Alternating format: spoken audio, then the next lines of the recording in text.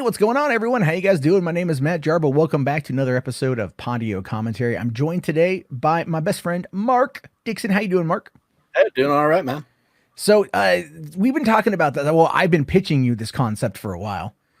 And I wanted, because you and I, just to give people a little bit of a background history, we met back in the winter of 2001, I recall. Yeah. At the drive-in in San Diego, Santee Drive-in. So we've spent a lot of time watching very bad movies. Bad movies, good movies, mediocre movies. Yes, and I even put you in movies. I put you in a lot of movies. Bad movies. Lots of bad movies. Yes. I will fully, like the when we played Russian Gangsters, that was terrible. And as far as I know, that's been lost to time. I might be able to one day pull up a copy. I don't even know who has the whole thing anymore, but it doesn't even matter. Dear that sweet baby Jesus, I hope not. That was 2005. That was 15 years ago. You and me, terrible Russian accents, dead tired from going to the Xbox 360 launch party in the desert, all sorts of nonsense. It was crazy stuff. But this is like, we've been friends for a very, very, very long time, and we always enjoy talking movies. And I thought, why not get together, talk about some films? So today, for our first one, I wanted to choose a movie that I know you really liked and I hadn't seen yet, and that would be Ready or Not, which is the horror comedy that came out in the end of the summer last year, starring Samara Weaving. And you would describe it as like just a very crazy, billionaire family doing this really weird game of hide and seek where if they catch you, they kill you. I mean, that's how the trailer put it. Right. I mean, that's the thing in a nutshell, is the family has made a deal with a demon for their success. And in order to keep up the deal with the demon, every time somebody marries into the family, they have to play a game. And if the game hide and seek comes up, they hunt that person down and kill them. Well, they don't right away come out and say that it's a demon, although they very much kind of lay it at your feet for you to figure it out. Right. And that's one of the things I really enjoyed, because I'm watching the opening credits of the movie and it's showing the different games, and you see like LaBelle, and he's portrayed as Satan with the thin mustache and the horns and the gaunty looking face, and you're like, oh, okay, like that's the bad guy, so to speak, right? But what I also love about it is you don't know if it's real or bullshit. And I thought that was great how they kind of toyed with that all the way through the movie, especially as we got into the later half of it. But the movie itself centers around the character of Grace, who is played by Samara Weaving. And she's marrying into the family. She's marrying Alex, who's the youngest son. And and so he's given her an out, right? Because I mean, I knew about the hunting before going into the movie. I didn't know about the demon. I hadn't read anything about the movie at all. So I didn't know. I thought it was just something that they did, like that was their kink, is what I thought when I was going into this movie. I thought it was their king. I'm like, oh yeah, they're gonna hunt her down and blood orgy or something, I don't know. Very happy. My first initial thought process did not play out the way that it did. Cause that would have been very weird and, just very like, but then you kind of get it, the opening of the movie shows us where they are hunting down, the groom, and they kill him, or they wound him with the ant. Yes. And I picked up character. She's a great character. Like she plays it so over the top, which I thought was really good. Aunt Helen. Yeah. Well, at first I'm like, wait, oh, that's her. That's the aunt. That's the lady at the beginning of the movie. She's just really jaded, bitter, and cynical. But then I was thinking too, I'm like, she's going to be the one to help out. She's going to be the one to kind of go, oh, F my family. I don't want to deal with them anymore. Clearly they took from me. I'm going to get them back when I can. Again, this movie will subvert most of your expectations. It really does subvert a lot of them, which I thought was pretty good. But it does so in clever ways, not in just. Yeah, it's a very clever film. The trailer gives you enough of the movie to where you have an idea for what it is. But then the more you watch it, you go, oh, okay, I get it. There's some deeper layers to this shit, which I thought was a lot of fun. But I mean, I will say, Samara Weaving as Grace, great job, great casting there. She's awesome in the movie. Yeah. But she really is kind of like the standout. The guy who played Alex was okay, but I didn't really care about his character. I don't know if you did at all. Alex, not so much. I mean, Alex was just wasn't the center character. I mean, the drunk brother was much more of a active character than he was. Alex was supposed to be more like the lost one who's like not really part of the family, wanting to run away, but then, as the events of the film move on. Yeah. Well, then, because Adam Brody plays Daniel Ladomas, and he's drunk and, bitter at the family, and he hates everything about it. And one of the things, let me ask you this, because this is one of the ideas I had today when I was doing my review of the movie, is when he married his wife, right? So his wife was Czerny. And when he talks to her about the whole situation, he goes, when I told you about it, you didn't blink. You wanted all in, and that was the thing. And she's like, well, where I came from. And so like, there's a little element of a backstory there, but not much. I think they hint at it enough that she was like a stripper or something, came from nothing. Yeah. Came across him. He was a golden ticket. She didn't care what it takes. But let me ask you this though. Do you think, because it's almost like he doesn't care about her, right? He doesn't care about her at all. So it makes me wonder if he only married her hoping that would be the hide and seek, hoping that would be the sacrifice. And then it would then be off of him and off of Alex and off of maybe Emily, off of the sister, because that's kind of how I took it. Like, you can tell he doesn't care about her. She doesn't care about him. She wants the money. He, for some reason, got married, and it doesn't never really explain it, but he just wants to protect Alex. I think there was a line in there somewhere about how he had to get married in order to secure his inheritance. And okay. That's the only reason. So he just chose someone. He just chose, yeah. And that's probably why he picked her. She was, in case she was somebody who they had to play this game with, he wouldn't care if she died. Yeah. And then, of course, when she got checkers, right, he probably was like, damn it, son of a bitch. That's how he became an alcoholic. Yeah. Yeah, very much so in the movie. And I liked the emotional vulnerability that he brought to it, because he had that 1 foot in, the 1 foot out, where he was like, I would rather just burn it all to the ground, but he also doesn't want to be the reason it all goes away. And again, that ties into the superstition of the family because of the whole deal with the demon, and I was looking around online. I'm like, okay, so who is this Mr. Labile? Like, they say, is it Satan? Is it a demon? Is it just all superstition? And it does. Obviously with the ending, it's a real thing. But I would have liked there to have been probably more backstory with that. Like, maybe, it doesn't need it necessarily, because it gets us talking about what it could be.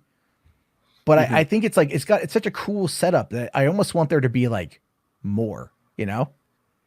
Like a sequel. Like, give me a prequel. Part of the whole backstory with Labile is it's a play on words of Belial, which is Hebrew for devil. Yeah. So literally his name is Le Devil. Well, there we go. It's a little. They should have just called him that. A little on the nose, but a little on the nose, but it works out okay. When in Avatar they call the unobtainium mineral joke. Oh yeah, this is unobtainium. Ooh, Cameron, you spent how many years on this script? Yeah, couldn't think of anything better. You son of a bitch. You guys just forget to go back and fix that one before you maybe. They didn't fix it in post. No ADR. But I would have liked to have seen more about the Labile character. I think that would have been because that the whole doing the setup when they're in the room and he brings out the card box, and like he's telling the story. I thought like Henry Czerny, whatever his name is, Czerny. I can't pronounce it, but he was good. He really delivered it. Tony. Yeah, he really sold that character. He sold that story, and I really enjoyed it. But even then, he still had that little bit of disbelief in the background, right? Like, and that was the thing I really enjoyed, because it really touches upon like the whole idea of a cult. These are literal Satan worshipers, and that to me is funny. But they're also like, well, is it bullshit? Are we just doing this because it's like, this is what happens after a couple of generations go by from the original founders of the family, and nobody really saw what happened at the beginning, but they're just kind of going along with it because that's what we've always done. Well, there's that, but they did mention the other families that didn't play the game, and what happened to them the next morning. But even that was like, well, it could have been a fire, it could have been this, it could have been that. Like, it's like, was this just circumstance versus a demonic contract coming to a close? Right. So so much that, was popping around, and even in their own private conversations when we were back on those characters, and it just kept me really kind of invested in the lore, is what I liked about it. And I also then had liked, how Grace, how she started to kind of, she's like, oh, I'm just going to play along with this, yada, yada, yada, yada, yada, until Emily accidentally shoots the one servant girl in the face, and I said this in my review, maybe you noticed this too. There is no death in this movie that was fast. No. Well, until the end. Until the end. Yeah. And then it just looked like a 15-year-old's face going off. Yeah. But I mean, really, like, they shoot the one girl in the head, and then she's just gurgling on her own blood. And it just was like, that was why I was laughing so hard at that scene, because it was just nonstop. Like, they're trying to be serious and like talk about it, and then you hear, and they're like, oh, fuck. Right. Or like when the one chick gets the crossbolt to the mouth. Yes. Oh, Jesus. And then it's just, she's dead, and you're like, okay. And then the aunt has to kill her. And then, but like the one girl trapped in the dumbwaiter scene, that was a little bit like, she just got crushed. Like, like no one cared. All the servants. Oh. Yeah. Well, and then you had the one guy, the butler guy, who like, he was clearly in on it, but we got no backstory as to why he was in on it. Because the one girl, when she was in family retainer, shit. Oh yeah, no, that makes sense. But like the one girl, she was like, I don't even like know why I'm here. He just likes to watch me dance. She said that before she died, and I'm like, okay, like there's clearly some backstory here, because when the one girl got killed, the tall leggy one, and then he's like, oh, she was my favorite, and then Mitch, the brother-in-law, was like, oh man, she was my favorite. Like, what did that mean? What are you guys getting at? And there was again those little nuggets of like, oh, they were totally screwing the maid.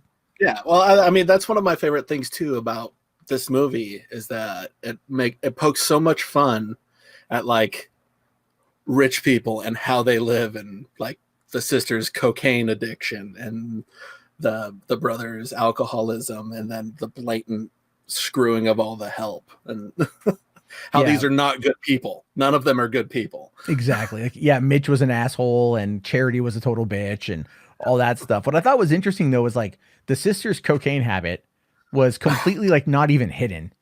No, I mean, she walks in with it still under her nose. Yeah, like when we first meet her, like, kind of motion for it so she can clean herself up.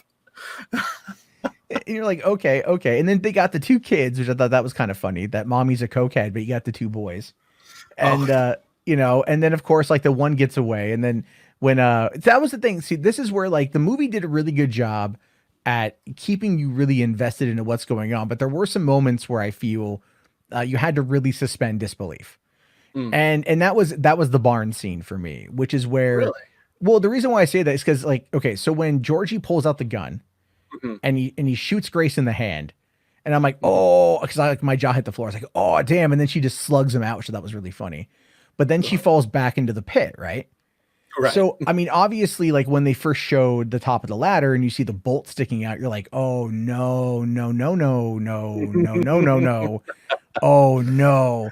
I mean, never mind the fact that the corpse of the one guy from the beginning of the movie was still down there, and all of the bloody all the goat carcasses are down there still. Right. And it's like, how many times were these goats sacrificed? We don't get an answer, obviously, but when she's climbing up and she has to like put her hand over the bolt and then use that to pull her body weight up, I'm like, for one, ew. Oh my God. I was like cringing because like, right. But then I'm like, but hold on here. The human body can only take so much before you're going to go into shock and pass out. And at no point did I really feel like she had any bit of time to come down off of that adrenaline high. Maybe she didn't. Well, that's probably what kept her going, was the adrenaline. I mean, probably. Shit. Well, because she climbs out of the fence, and she cuts open her back on the fence, And then what I thought was really funny about that was the guy that was like, oh my God, yes. the guy in the Porsche or whatever, and he just tells her to F off and keeps on going. And then she's like, "Oh, rich people." You know, what the fuck is wrong with you? Yeah. And then the butler, then I love the butler going after her and her getting away, and then her calling OnStar. Yes. Justin. Fuck you, Justin. Okay, that's inappropriate. I'm hanging up the call now. Well, because that was Nat Faxon. Was it? Yeah, that was Nat Faxon who voiced it. I'm like, that voice sounds so familiar. So I went and I looked it up afterward. I'm like, oh, it's Nat Faxon. Nice. Because I think he plays the Elfo on that one animated show on Netflix. The one that Matt Groening did. You know, and Disenchanted. Disenchanted, yeah. So he does Elfo on there, so I recognized the voice, but I couldn't place it at the time. And I thought that was a funny little side moment. You know, she's like, "I'm calling for help finally," and it's all like, "Ooh, the car's been reported stolen." And you're telling me in 30 seconds the car was reported stolen? Okay, you know, just a little bit. Again, those moments of time passing, but that was still pretty funny. And this is what so I thought that was great that they capture her and they do the whole Hail Satan thing. But then of course, like, they get poisoned. The food poisoning. Yeah. But it has like no effect on them. Like past just like distracting them for a minute. Right. You know, like that was kind of funny. They're all puking up blood. Like, oh my God, what happened? No. I read about it on the internet. They'll be fine. They'll shit bad for a week, but they'll be okay. You know, and then they all just happen to be relatively fine after that. No real grogginess. And so, but by then, we're kind of in the end game. But I like the scene where Daniel helps her escape and he helps her get out there and he helps her, does all this stuff, before getting shot by Charity, because he's just like, at that moment, he's kind of having that, like, look, I protected him once, I'll protect Alex again. Mm-hmm. But he also is kind of unaware of, the family's purpose for Alex, which I thought that was an interesting scene between the father and the aunt when Alex was knocked out and chained up, where they're talking about how he has to be the one to lead us. Like, he has to be the one to come to it naturally. Mm-hmm. Like, he's got to be there. And it's like, well, I'm like, oh, okay. Cause you've got the cokehead daughter. Right. And the alcoholic. Yeah. And you've got the gold digger wife and the douchebag husband. Although Charity probably, let's be fair, Charity probably would have been the best one to lead. She would have been the most determined. So I enjoyed, like, the dynamic with the characters and, like, how it all kind of boiled down to him. But, like, when Alex turned on her, I was legitimately shocked at that. Like, because I thought they were going to kill him, like, that was my thought. I'm like, oh, he's going to die, like, accidentally, or they're going to accidentally shoot him. They're going to kill him or whatever, because he interfered. And then she's going to start hunting them down. Like, that was my interpretation of it based on the trailers. I mean, clearly I'm wrong. Right. But that's how I viewed that. And I don't know. I mean, like, when you were going into this, when you're watching this, like, did it all play out in a way where you feel like your expectations were subverted? Well, yes and no, because, I mean, before we get to the ending, I was in no way expecting that ending. Yeah. But I was expecting him to finally, like, come around, and I was expecting him and Grace to escape the whole time. And then when he took that turn and went back into the fold of the family, I was subverted there. I was like, oh, okay. Like, I was not expecting him to pull a 180 like that and be like, yep, let's do this. Well, see, what I thought he was going to do, because when he did that and they, he grabbed her and she's like, she's in here. Like, I thought, okay, maybe this is a double grift. Maybe what he's doing is he's going to go and, because he's got the knife over her, right? He's like, he's all like, Hail Satan. And I'm like, oh, because the way they showed it, the way the shot was up there, I thought he was going to, like, plunge the knife into his own stomach. Yeah. I'm like, he'll kill himself. I can see that. Because at that point, like, it would then end everything, and it wouldn't have any, like, they all would still, the ending would still happen. But at the end of it, like, ultimately she would just, he would save her. They wouldn't have any reason to kill her. Right. and so that could be an idea, but then obviously like, that didn't happen. And she gets stabbed right in the shoulder blade. Yeah. Which I thought, I'm like, oh my God, she just gets so tore up. But what I loved about that scene too was like her screaming was really, it was legit. Yeah. It felt like panicked anguish scream. Yeah. She really just like, she blurted it out there and she's like, and you're like, oh, she's got a knife. She crazy bitch got a knife, man. She's going to cut some people. So I really liked that quite a bit. And then of course you've got, like the death of the mom, which yes. I thought was, well, no, that was before the final sacrifice. Well, yeah. And I'm wondering, I'm wondering if that's like what pushed him over the edge to just be like, all right, she killed my mom. Yeah. That's it. Yeah. That's what I think. Yeah. That's my question on that one too. I was actually going to ask you that one because I'm wondering if, cause she doesn't like just knock her out. Cause she knocked out the dad. She knocked out Czerny. She fucking bludgeons Andie MacDowell to death. And it's like, bop, bop, bop, bop, and you just hear like the box cracking on bone. Cause she's, clearly she's had a hell of a night and she's really pissed off and the adrenaline is pumping and she just, took her out. Cause at that point when Alex came back in, his demeanor, cause he's like, you won't be with me after this, will you? And she never said no. Because I even think she was asking herself in that moment, like, will I do it? Will I still be with him?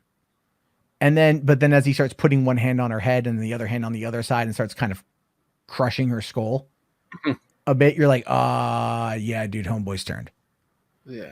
But I'll tell you this, what I thought though, in that scene, what I thought was going to happen, because I really did kind of feel like the aunt was behind everything. Cause there's usually a culprit, right? It's a Scooby-Doo fucking moment. So I thought, again, because every theory I had on this movie was wrong. And I hate myself for it because I'm like, usually I'm really good.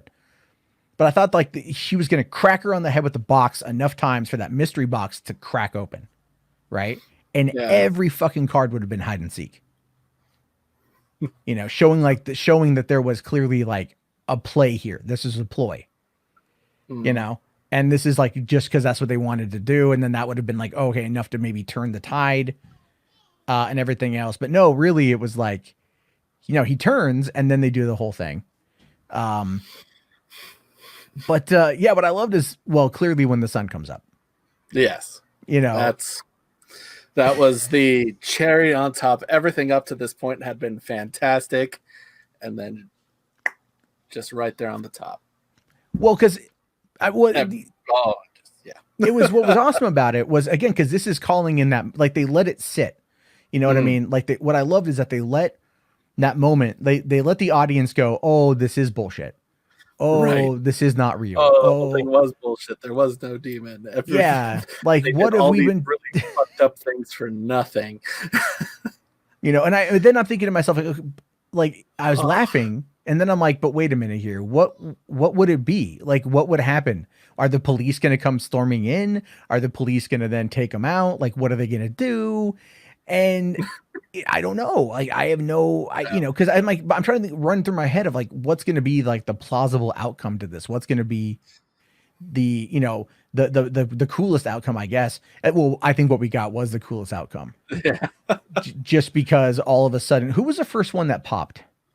It was the aunt who was coming with the axe. Oh, right. Yeah. The aunt. Like the sun comes up and she's like, we're still going to do this. And then boom, she explodes. Yeah. That was great. And then when Emily and the two boys run out into the hallway, they both pop. All three of them pop. All three of them. Big one and then two little ones. Yeah.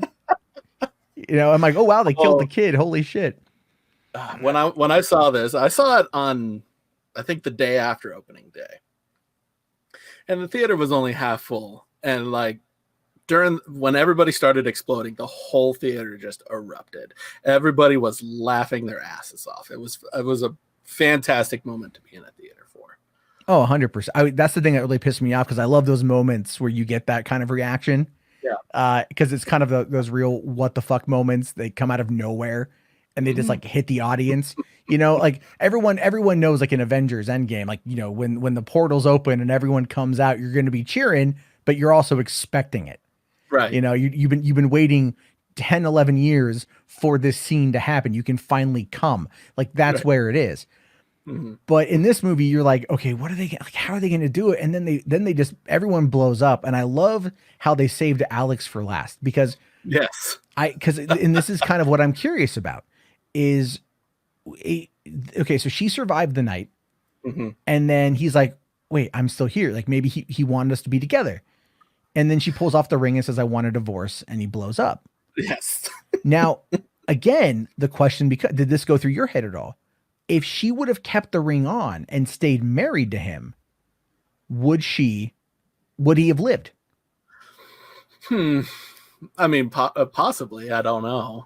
I mean, I don't know what the structure of their deal was or how that worked with, like, if she survived the night, does she then inherit the deal? Or not? Yeah. And I was also wondering too, does she now inherit their fortune because she's still legally married?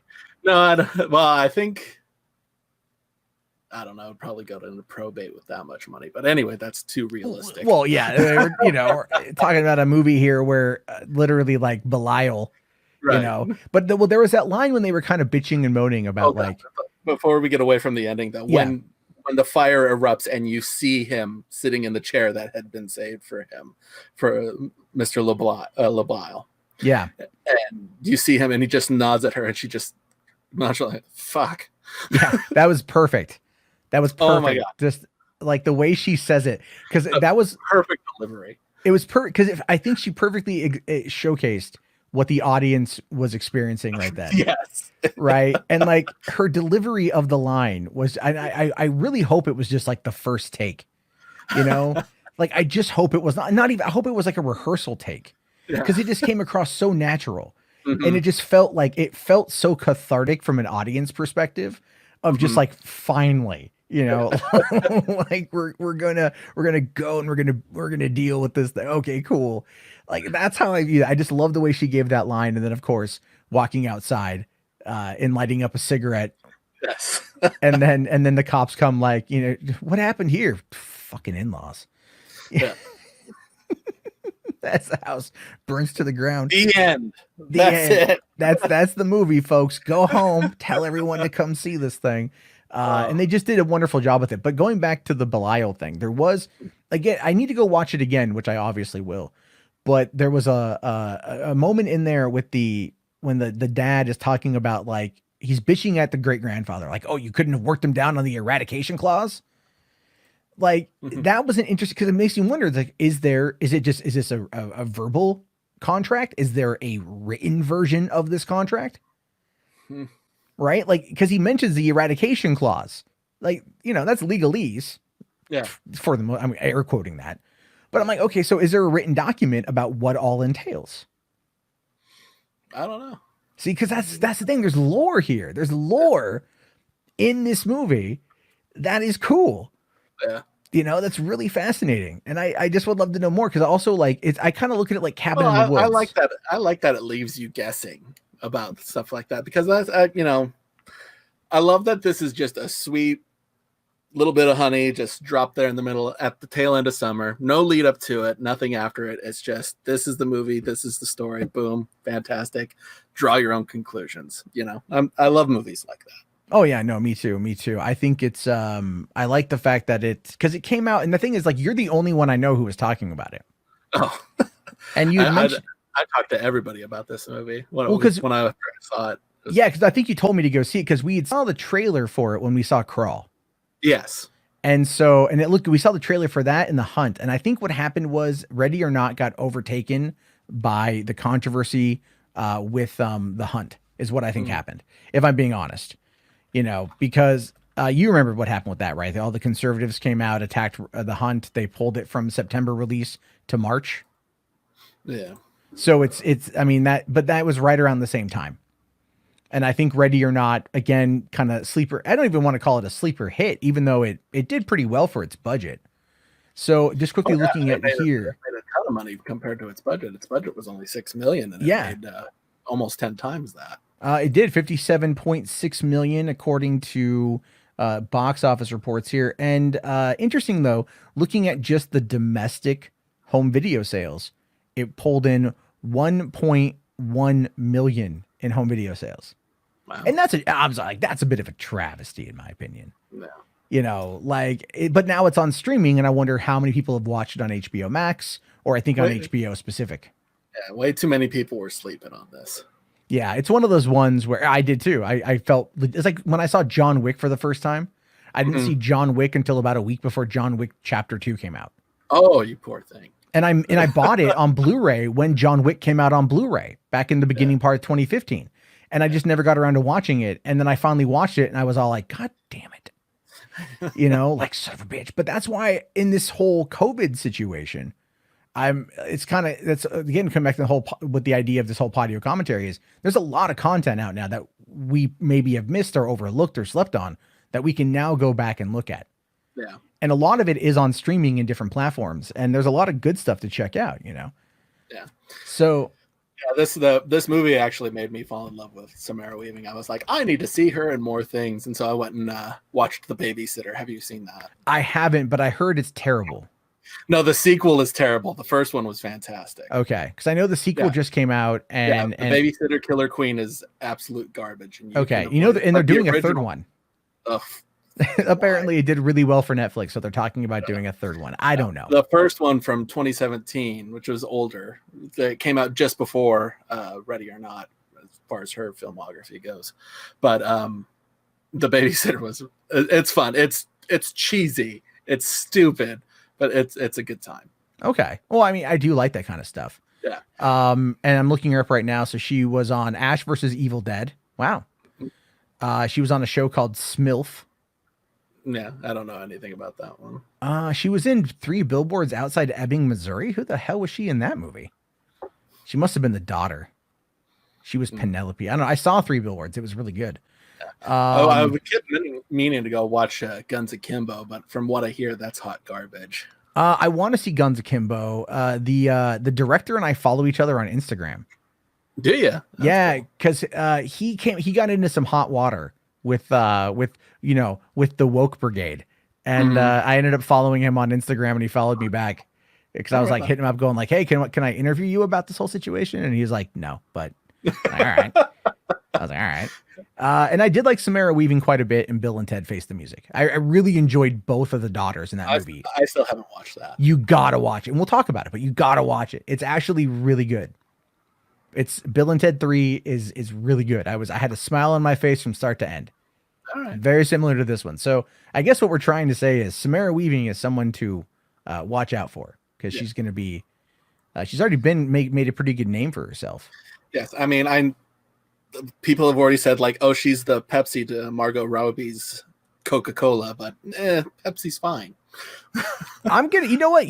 I'm going to flip that, to be fair, right? Because Margot Robbie, not that I don't like Margot Robbie, I do, but what has she been in?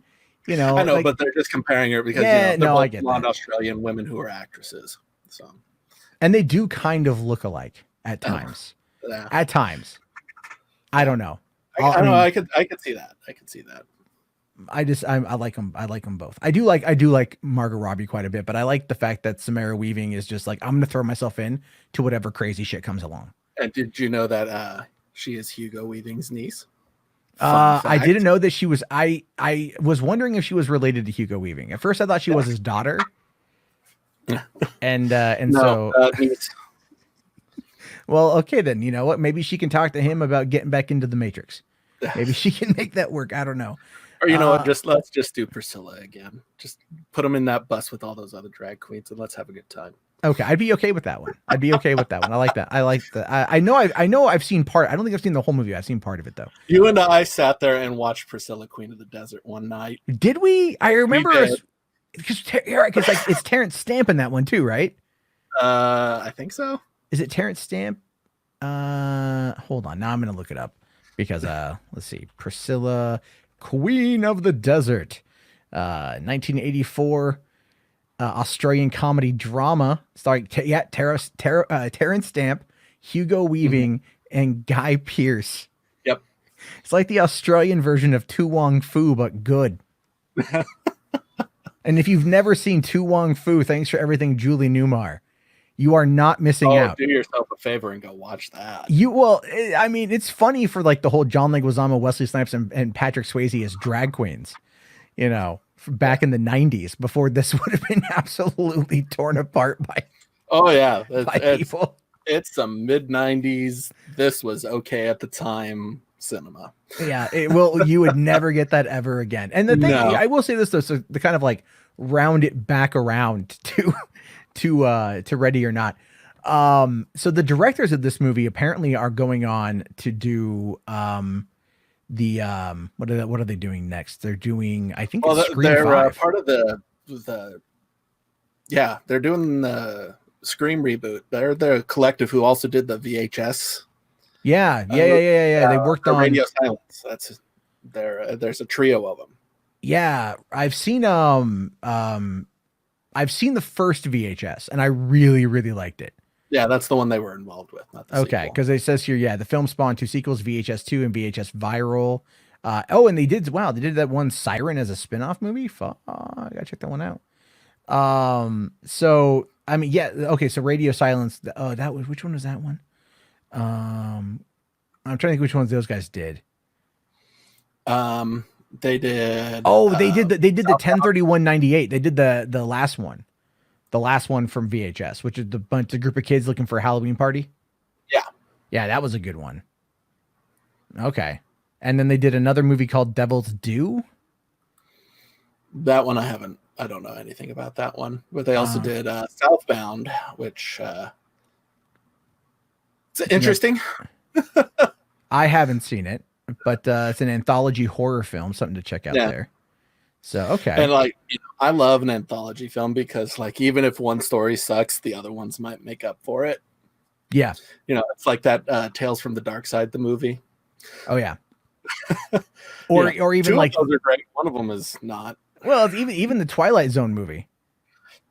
Those were all fantastic. And I know people crap on the one about the old people all the time, but it was Kick the Can. Yeah, I know. It's sweet and it's nostalgic and it's weird and sad and scary in its own right as far as growing old and dealing with death and that. No, I was good because you and I saw that one together, right? I think we watched that one night on DVD at my place. Oh god, I've been watching Twilight Zone the movie since I was a kid. I hadn't seen it, and you were basically yelling at me to watch it. Yeah, so, the people who don't know our friendship, there were many nights where that happened. Yeah, there were many nights where I'd get a phone call and he'd be like, "Have you seen this movie?" I'm like, "No." He's like, "I'm bringing it over," and I'm like, "It's like 2 a.m." He's like, "I don't care." Or I'd be like, "Hey, have you seen?" I think it was like Kiss Kiss Bang Bang or something. I was watching it at work on my 4-inch DVD player, whatever the hell it was. Yeah. And I was like, this movie's, I call him like, "Dude, you gotta see this movie. I get off work in 20 minutes, and he came over and we watched it again. So we did a lot of that back in the day. Before we both got, grew older and then have responsibilities, which is just terrible. Don't grow older, be like Peter Pan. So I guess because we're kind of we're close to 40 minutes, I think is a good length for this thing. I'm trying to think of anything else I want to talk about with the movie because I really want to praise the writers. I think the script was fantastic. Oh, the script was fantastic. The writing, the dialogue was crisp. Just the ideas were fantastic. I mean, it didn't reinvent the wheel, but god damn it, it was a good fun time. Yeah, well, you don't have to reinvent the wheel if you can just make it, if you can put spinners on it and make it look cool. Right. You can do that. And that's kind of what Guy Busick and R. Christopher Murphy wrote the screenplays. I don't know what else that they've done. I know nothing of them. But this is again a $6 million movie. This was very small budget. Who were the producing company on it? I'm trying to think of who the producing company was. Fox Searchlight. Okay, so yeah, now they did distribution. It was right. It was Mythology Entertainment. Yeah. So and that's that's James Vanderbilt. So and he actually played LaBelle. He was the producer of the movie. Was the one who who played that very brief cameo. And it looks like so he also, and this is what he's done, by the way. He wrote Darkness Falls. You remember Darkness Falls? Oh yes, I do. Oh my God, Hadouken! fucking flaming fire punch of death on that. We should talk about that once, because that movie was so bad. Oh god. He also did Tooth Fairy. Oh, yeah, god. the tooth. Remember we saw the Comic-Con panel and it was known as the Tooth Fairy back then. Yes. Yeah, and then we had the movie at the drive-in. It was so bad. It was so dark, couldn't see shit. Yeah. You know, the guy lights his hand on fire and he punches the Tooth Fairy. What the hell? That wasn't as bad as watching the others at the drive-in, which I didn't know those people had bodies until 3/4 of the way through the movie. Yeah, that was so terrible. All you could see were faces and hands throughout most of that movie. Yeah, I still never went back and rewatched it. I was okay with it. Too. Once you saw the twist at the end and knew what was going on, the movie was over. Okay. So looking again at the James Vanderbilt, because he's got a pretty impressive resume, kind of. He wrote Basic, that Sam Jackson, John Travolta film from 2003. He also did The Rundown with The Rock, which I love.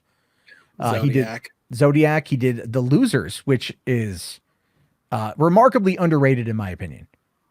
Because you and I saw that one. I think you and I saw that movie right after. So remember when we filmed In Search Of? Mostly. Okay, so we went. The day I went back to LA. Yeah, we went and we got like lunch at Burger King and we went back to go see it. Yeah, I vaguely remember this movie now. It's good. It's good. I think it's on HBO Max. I don't know if you have that yet. I do. Yeah. So it's he also did Amazing Spider-Man, White House Down, which was just Olympus Has Fallen and White House Down came out at the same time. Yes, and I couldn't keep which one was which straight. Well, Olympus Has Fallen has now spawned an entire series.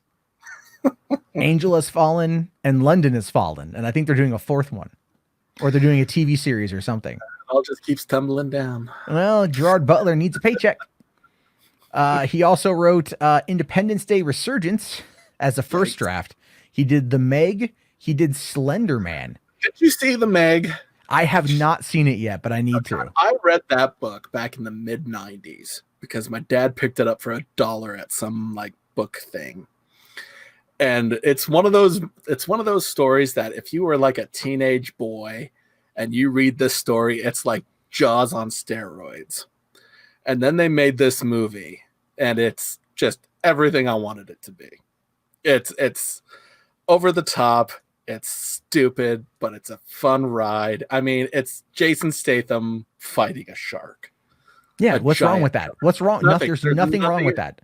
There's nothing at all wrong with it. Okay, because I need to watch it now. It's going to win awards. No, like when it comes time to eulogize him, nobody's going to bring up The Meg. But if it's 2 a.m. and you can't sleep and The Meg comes on, give it a watch. It's fantastic. All right. Well, I know it's on HBO Max because I think it was a Warner Brothers released film. So I'll have to check that one out because I've heard it's good. Let's see. He also did Murder. He wrote Murder. This James Vanderbilt wrote Murder Mystery, that Adam Sandler movie for Netflix, which I haven't seen. I haven't seen. Like Adam Sandler. Oh. Did you watch Hubie Halloween yet? No, I really watch don't. it. We need to talk about it. Yes, you do. Yes, you do. Yes, you do. I have heard this is the rumor I have heard about Hubie Halloween. I have heard that Adam Sandler basically made this movie to carry through on the threat that he made that if Uncut Gems got snubbed at the Oscars, he was going to make the worst movie he possibly could. I've heard that rumor too, and this is not the worst movie. This is not Jack and Jill. This is not Jack and Jill. Okay, so this is. I will put it to you like this, and I still want you to go watch it because I still want to talk about it with you. It's the number one movie on Netflix right now. It's the number one movie on Netflix. It actually doesn't, but still, according to their metric, it's the number one movie on Netflix. And I'm really surprised that it being number one has no sway with YouTube. Like there's no one watching it and going, I want to. The Eurovision movie that came out earlier this summer, that was number one for a while too. And that was fun. I love that movie. I sat here with Melissa one night. We watched it, and I actually every once in a while bring up Hoovasick to listen to the song again. It's a good track. It's a good movie. You know. Do you know that I watch Eurovision religiously? Yes, I know you watch it religiously. Yes. So like you are so difficult to talk to when that's on. Because every time it's like, did you know what's on Eurovision? I'm like, I'm not from Europe. It doesn't matter. It's a global offensive. There's something in Eurovision for everyone. All right. Well, I've seen the movie now. I have a good idea of what to expect. They even had that one bearded lady in the movie. I don't know her name, but I recognize her. What's her name? Cheetah Wurst. Okay. And they had her pop up, and I was like, oh, I remember that. I remember her being in the news. Yes. So like Captain America. I'm like, I get that reference. Yeah, that whole song along part of that movie, that's nothing but Eurovision like cameos. Nice. So. Well, we'll have to give that a Podio commentary breakdown one day. You'd be able to walk us through the whole process. I think that'd be very interesting because it's such a stupid movie, but it's so fun. Yeah. Anyway, so we've officially, I think, come to the end of this. So real quick, as I like to wonder, so you recommend Ready or Not to people? Oh, 100% Ready or Not. Okay. So 100%. I do as well. I think people should go watch it immediately. It's on HBO Max or just, I think, HBO, whatever the hell they're calling themselves now. And you could probably get, let me look this up real quick. What the Ready or Not Amazon, what's it going to go for? How much can I buy it for? Because I actually do want to buy it, believe it or not, because there's a 42-minute making of documentary on it. Oh, I bought the Blu-ray like the week it came out. Okay, yeah, because you can get the Blu-ray right now for like under $14, which is not bad. So I still need to. There's still a lot here that I need to see, man. God damn, fucking The Hunt. I still need to watch The Hunt. But you haven't watched The Hunt. Oh, that's another one for this. Okay, well, you know what? We'll aim that one for next week. I'll watch it because I have it. And if you guys made it this far, 47 minutes into this thing, I appreciate it. This is something I've wanted to do for a while, especially with Mark, because we have such a fun time talking. I always miss it. And so if you guys have any suggestions for movies you want us to watch or break down, let me know in the comments. And we'll see you guys on another episode of Podio Commentary. Have yourself a good one. Take care.